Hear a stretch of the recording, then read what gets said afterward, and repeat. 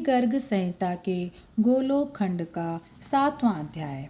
कंस की दिग्विजय, शंबर, व्योमासुर, बाणासुर, वत्सासुर, काल्यावन तथा देवताओं की पराजय। श्री नारद जी कहते हैं, राजन, तदनंतर कंस पहले के जीते हुए प्रलंब आदि अन्य दैत्यों के साथ शंबरासुर के नगर में गया। वहां उसने अपना युद्ध विषयक अभिप्राय कह सुनाया। शंबरासुर ने अत्यंत पराक्रमी होने पर भी कंस के साथ युद्ध नहीं किया और उन सभी अत्यंत बलशाली असुरों सहित कंस के साथ मैत्री स्थापित कर ली। त्रिकूट पर्वत के शिखर पर व्योम नामक एक बलवान असुर सो रहा था। उसने वहां पहुंचकर उसके ऊपर लात चलाई। उसके प्रहार से व्योमासुर की निद्रा टूट गई और उसने उठकर सुदृढ़ बंधे हुए जोरदार मुक्कों से कंस पर आघात किया। उस समय उसके नेत्र क्रोध से लाल हो रहे थे। कंस और व्योमासुर में भयंकर युद्ध छिड़ गया। वे दोनों एक दूसरे को मुक्कों से मारने लगे।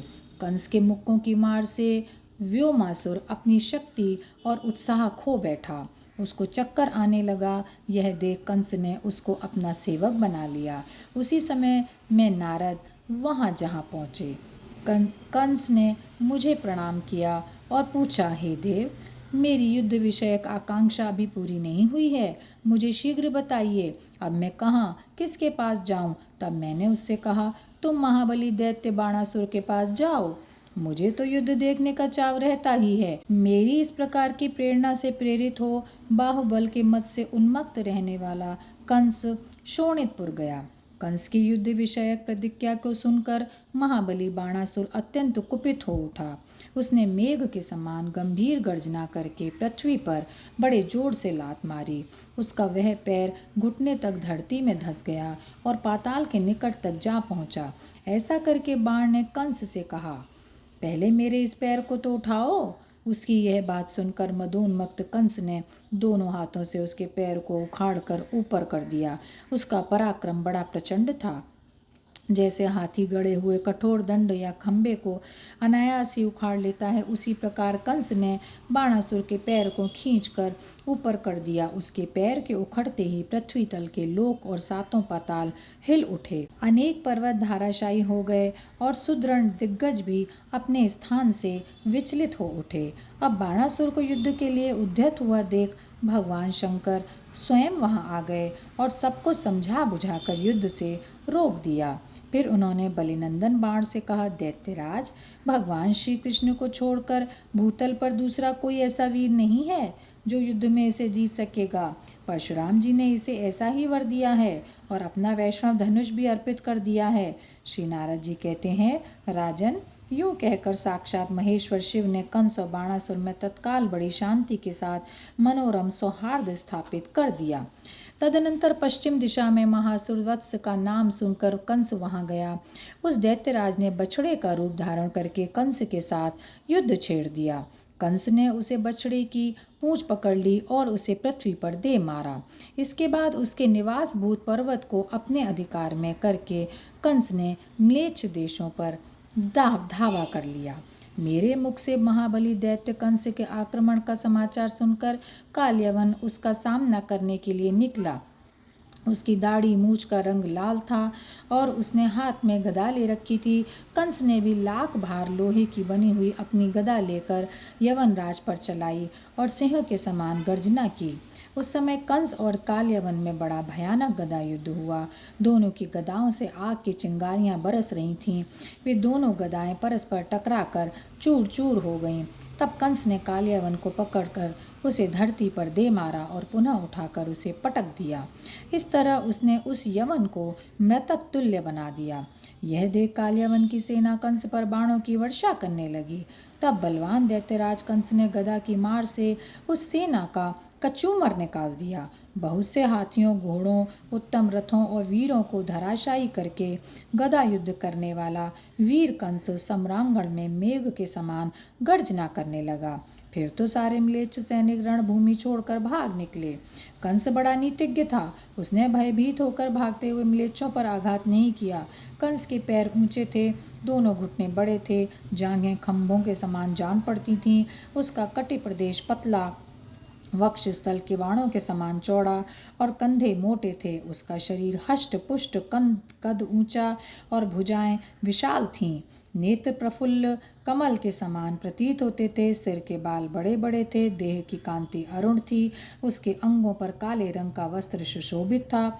मस्तक पर किरीट, कानों में कुंडल, गले में हार और वक्ष पर कमलों की माला शोभा दे रही थी। वह प्रलय काल के सूर्य की भांति तेजस्वी जान पड़ता था। खड्ग, तूरीण, कवच और मुदगर आदि से संपन्न धनुर्धर एवं मदमक्त वीर कंस देवताओं को जीतने के लिए अमरावतीपुरी पर जा चढ़ा। चाणूर, मुष्टिक, अरिष्ट, शल, तोशल, केशी, प्रलंब, बक, द्विविध, तृणावर्त, अघासुर, कूट, भौम, बाण, शंबर, व्योम, धेनुक और वत्स नामक असुरों के साथ कंस ने अमरावतीपुरी पर चारों ओर से घेरा डाल दिया। कंस आदि असुरों को आया देख त्रिभुवन सम्राट देवराज इंद्र समस्त देवताओं को साथ ले रोषपूर्वक युद्ध के लिए निकले। उन दोनों दलों में भयंकर एवं रोमांचकारी तुमुल युद्ध होने लगा। दिव्य शस्त्रों के समूह तथा चमकीले तीखे बाण छूटने लगे। इस प्रकार शस्त्रों की बौछार से वहां अंधकार सा छा गया। उस समय रथ पर बैठे हुए सुरेश्वर इंद्र ने कंस पर विद्युत के समान कांतिमान 100 धारों वाला वज्र छोड़ा, किंतु उस महान असुर ने इंद्र के वज्र पर मुदगर से प्रहार किया। इससे वज्र की धारें टूट गईं और वे युद्ध भूमि में गिर पड़ा। तब वज्रधारी ने वज्र छोड़कर बड़े रोष के साथ तलवार हाथ में ली और भयंकर सिंहनाद करके तत्काल कंस के मस्तक पर प्रहार किया। परंतु जैसे हाथी को फूल की माला से मारा जाए और उसको पता न लगे, इसी प्रकार खड्ग से आहत होने पर भी कंस के सिरों पर खरोंच तक नहीं आई। उस दैत्यराज ने अष्टधातुमयी मजबूत गदा, जो लाख भार लोहे के बराबर भारी थी, लेकर इंद्र पर चलाई। उस गदा को अपने ऊपर आती हुई नमुची सूदन वीर देवेंद्र ने तत्काल हाथ से पकड़ लिया और उसे उस दैत्य पर ही दे मारा। इंद्र के रथ का संचालन मातली कर रहे थे और देवेंद्र शत्रुदल का दलन करते हुए युद्ध भूमि में विचर रहे थे। कंस ने परिघ लेकर असुर द्रोही इंद्र के कंधे पर प्रहार किया। उस प्रहार से देवराज क्षण भर के लिए मूर्छित हो गए। उस समय समस्त मरुदगणों ने गीध के पंख वाले चमकीले बाण समूहों से कंस को उसी तरह ढक दिया जैसे वर्षा काल के सूर्य को मेघमालाएं आच्छादित कर देती हैं।